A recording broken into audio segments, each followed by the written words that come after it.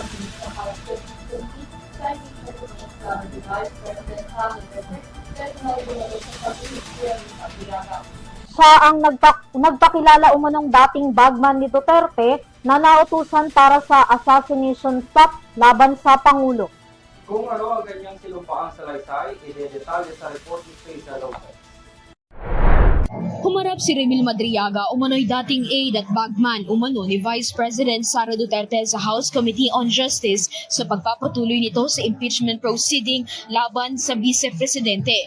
Escort ng Bureau of Jail Management and Penology o BJMP, naka-bulletproof at nakaposas. Dumating si Madriaga sa Kamara. Pinatotohanan niyang nagsumite siya ng affidavit at supplemental affidavit sa Kamara. Hiniling sa kanya ni Congressman Terry Riton nabasahin ang kanyang supplemental affidavit sa kanyang kaugnayan kay dating President Rodrigo Roa Duterte at Vice President Sara Duterte. Nakasaad sa kanyang affidavit ang ilan sa mga plano ni dating Pangulong Duterte na isabotage ang Administrasyong Marcos. Isang punto pa sa kanyang pagbabasa ng affidavit na naging emosyonal si Madriaga kung saan umatras si Vice President Sara Duterte sa pagtakbo bilang President noong 2022 kundi nagdesisyon na tumakbo na lamang bilang running mate ni Marcos. Number 46. Let's go back to number 46. Okay, you may read from 46, Mr. Madriaga. On the same day, I posted the screenshot of our video conference on my Facebook account with the caption just telling her I cannot vote intelligently without her name on the ballot. Neither can go out and vote wisely unless the name Inday Sara Duterte Carpio appears as a candidate in the 2022 presidential race.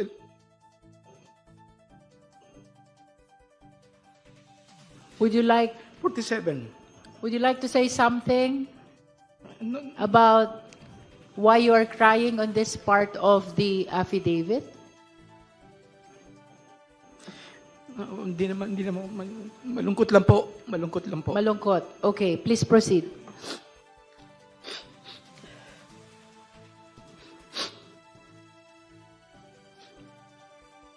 Madam Chair, can we allow the witness to please...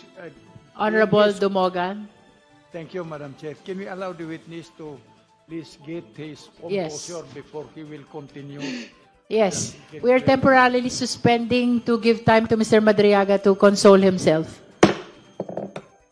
Nabanggit din niya ang confidential fund at pag-deliver ng pera na nagkakahalaga ng 30 million pesos hanggang 35 million pesos sa tatlong magkakahiwalay na lokasyon, partikular sa Laguna, Nomo Basio at Ombudsman Park na umano'y utos mismo ng pangalawang Pangulo. Mga items, particularly confidential funds, to 3 very specific locations. Tama po ba ito? Tama po, Madam Chair. Nabanggit niyo po ito, no? So, meron sa Laguna, meron, tama po ba? Opo, tama po, Madam Chair. Meron po sa Nomo Basio. Opo, Madam Chair. At saan po yung panghuling lugar? Sa Agham po, Office of the Ombudsman. Office of the Ombudsman.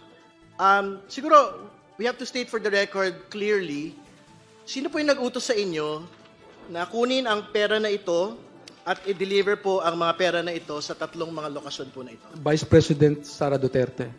Matatandaan na pinasinungalingan ni Vice President Sara Duterte na nakatrabaho niya si Madriaga dahilan para kasuhan nila ito ng perjury. Ngunit ayon kay Madriaga, maraming nakakaalam na nagkaroon sila ng pinagsamahan na trabaho ni Vice President Sara Duterte. Yung buong election campaign po, madalas po kami nag-video conference, nag-update kami. At sa ganitong pagkakataon po, may ilang abogado po rito na mga lawyers ng ISIP. Ako, si Attorney Ryan Kilala, at si BP Sara lang po ang nagsasalita. Yung mga members po ng ibang region, hindi naman po sila nagsasalita. Nakikinig lang sila, nanonood lang sila, pero kami lang po, 4 o 5 lang ang nag-uusap tungkol dun sa activity sa campaign. Makikita sa ilang mga larawan at video na kaakibat ng affidavit na minsang magkasama at tinawag din ni Vice President Sara Duterte si Ramil. Katulad ng video na tinawag ni Sara si Ramil para iabot ang watawat ng Pilipinas sa isang campaign ng Isip Pilipinas. Bandera kanina. Si Mayor Sara po. Kanino niya binigay yung bandera? Sa akin po. Sa inyo po? Opo. Pwede paki-replay po.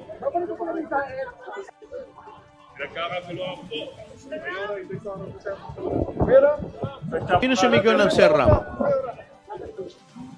Sino po yung sumigaw ng Sir Ram? Hindi ko po alam kung mga Isip Pilipinas Bicol. Ay, si BP Sara po, yung... Pwede po paki-rewind po ulit. Paki-rewind po. Ito, ayan o. SG po ni Presidente Duterte. President po na Isip Pilipinas. Si Richard Babagay po yung kasama ko ngayon sa kaso. Tsaka ako po. Yan din po ba yung same event doon sa nauna pong litrato kanina? Yes, sir. Ayan po. Yung video po. Alright. Annex H. That's a photo. Excuse me, is that a video? Video po, sir. Asan na yung video? Ayon kay Madriaga, pakiramdam-ana niya ay tinidro siya ng Vice President. Sa kabilaan niya ng kanyang ginawa para masuportahan ito, maging ang paggawa ng mga panganib na utos ay ginawa niya. Ngunit hindi man lang ito nag-abala na pigilan si Harry Roque, kilalang kaalyado ng mga Duterte na paratangan siya ng kidnapping. Mahalagang witness si Madriaga sa usaping impeachment complaint laban kay Vice President Sara Duterte dahil sa testamento nitong siya ang nautusan para i-deliver ang pera. Para sa EuroTV News, Criza Lopez, sumasaludo sa bawat Pilipino.